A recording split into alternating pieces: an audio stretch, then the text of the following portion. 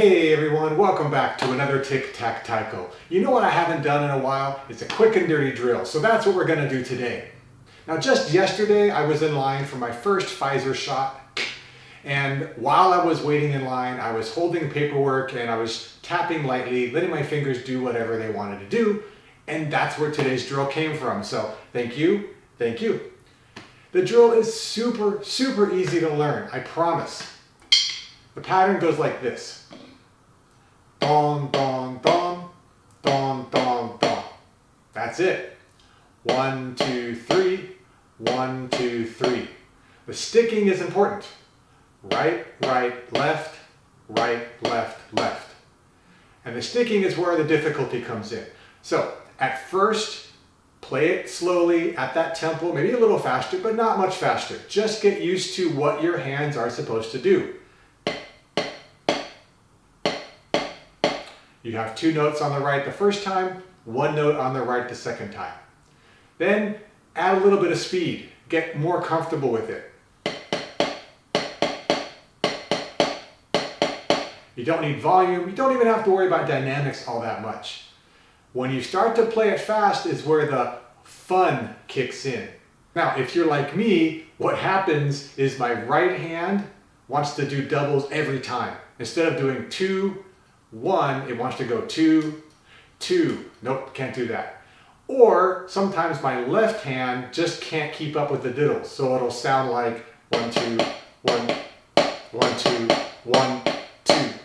But that's at a faster speed. I figured out 2 tricks to make this drill much easier when I'm playing fast. But before I tell you what those are, first thing is to make sure you're playing the pattern correctly.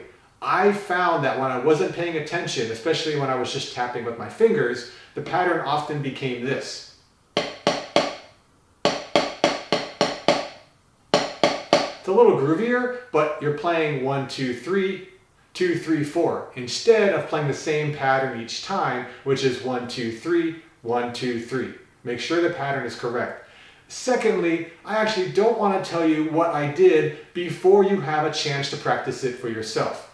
It's going to be so much more satisfying if you figure out ways to get past where you are initially stuck. And I don't want to just spoon feed you, although I will tell you what I did.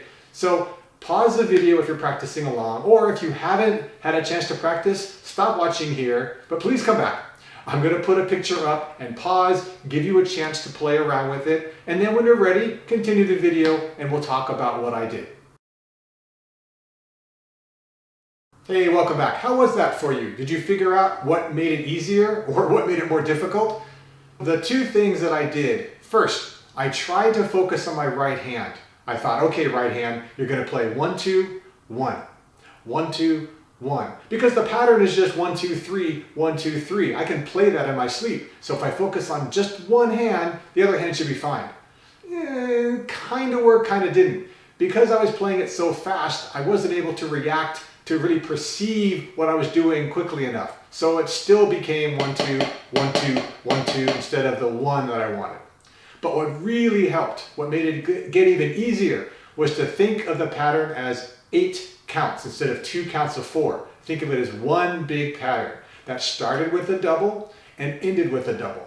So I basically thought of this. 1, 2, 3, 4, 5, 6, 7, 8. 1, 2, 3, 4, 5, 6, 7, 8. That mental trick, that shift in perception, made this drill so much easier.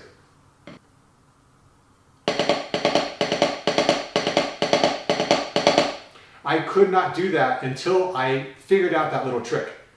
And I'm curious what all of you may have thought of as well, what you figured out, what worked for you and what didn't. Let me know in the comment section. Now, this video is a really simple drill that helps work dexterity and coordination, but even more importantly, this drill teaches a lesson that if you take a pattern that's troubling you, that you're having difficulty learning, you can figure out a way to mentally shift your perception of it and make it easier. Not always, but often. Sometimes it helps to break the pattern down into chunks. Sometimes it helps to take the pattern and make it into a larger whole.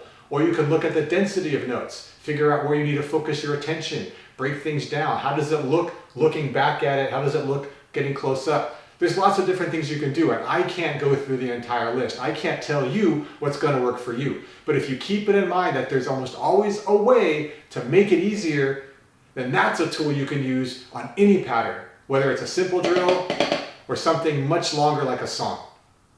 So that's the end of this quick and dirty drill. I hope you liked it. Let me know with a thumbs up. If you haven't subscribed, go ahead and hit that subscribe button. And until next time, keep on practicing and be well.